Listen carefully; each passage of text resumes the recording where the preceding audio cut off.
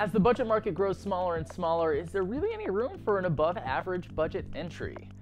I'm Mark Burstein over Techno Buffalo, and these are the Alcatel One Touch Idol 3. The Idol 3 comes in two models, one with a 4.7-inch display with a really kind of tiny form factor and a 5.5-inch model.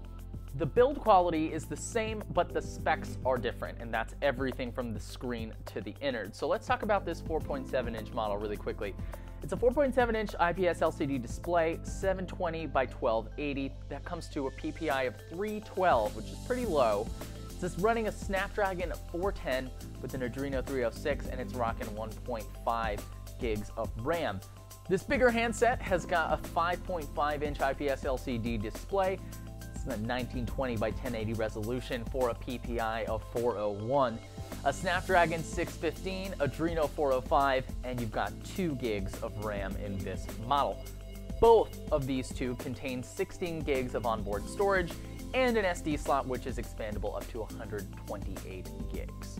The build on both of these things is actually really good. Most of it's plastic, but the metal trim here gives it kind of like a semi-premium feel.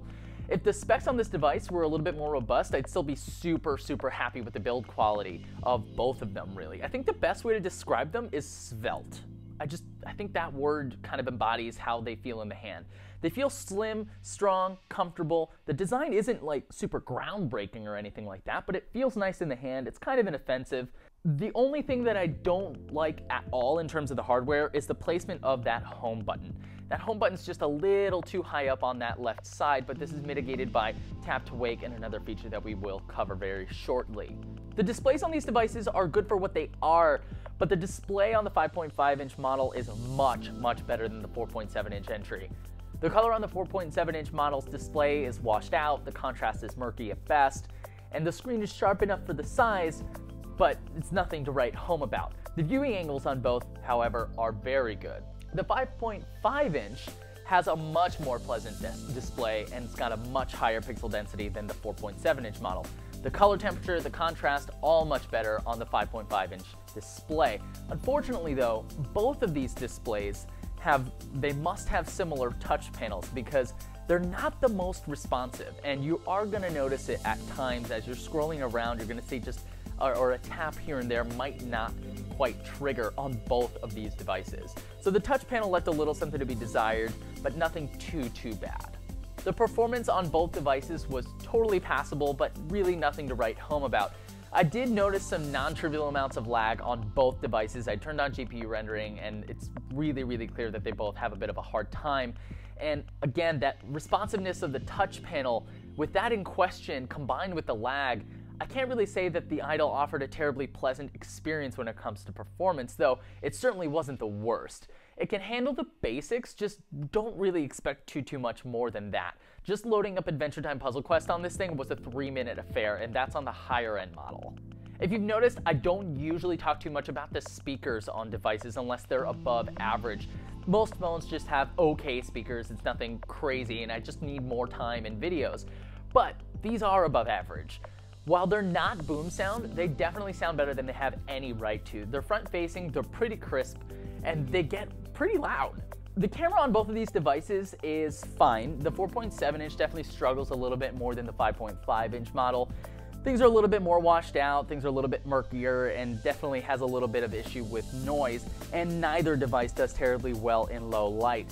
But in decent light to good light, the 5.5-inch device has a great camera, better than you would expect a camera like this to be. It's even got an HDR mode, and it takes some decent shots, better than I expected them to be, so I was pleasantly surprised by the camera in the 5.5-inch. The battery life on both of these was a little weird. At first, it was working out pretty okay. The small one especially, since it's a low resolution display and it's really not rocking too much in there, doesn't eat up battery too quickly. But then when I started using them a little bit more frequently throughout the day, they had a hard time making it through overnights in standby mode after a full day of usage. Plus, neither of these support fast charging, so they are going to need a little bit of TLC when it comes to battery, which unfortunately, I would really expect more than that from a budget device. That should be one of the things that you do really well as a budget device, and these are okay. The software actually had a ton of pleasant little tweaks. Nothing here is terribly offensive. The launcher is skinned, but it's fine. and the handful of apps that are preloaded aren't terribly obtrusive.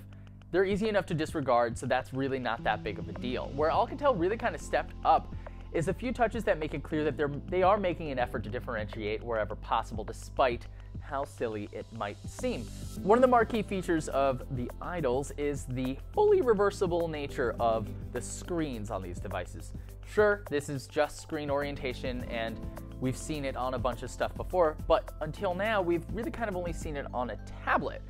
Think about it. How often do you pick up your phone when it's turned off and realize that you need to flip it upside down in order to use it? It happens to me all the time. But with these, it doesn't matter. It's kind of nice. You can just pick it up, double tap to wake it, and then go about using it.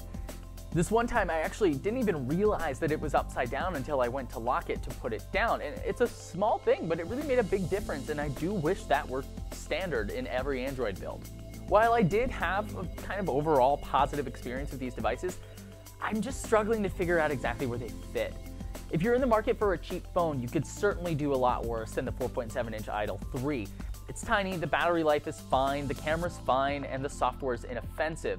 If someone came up to me and told me that they need a phone for less than $200, this is where I'd point them, but then I'd remember that the Moto G is the same price at $180, and it arguably offers you more bang for your buck.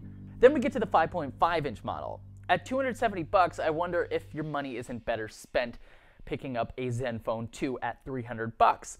I think the amount of compromises that you're going to be making in terms of performance at that price point is just a little bit too much to justify making this particular purchase, especially when you take into account the state of flux that the market is in right now. Bottom line is, while these are decent devices for the price point, they don't really do anything big enough to merit my attention with other more serious contenders in the same price range. Let me know what you guys think about the Idol 3 in the comments, and if you enjoyed this video, you can hit that like button on the way down there.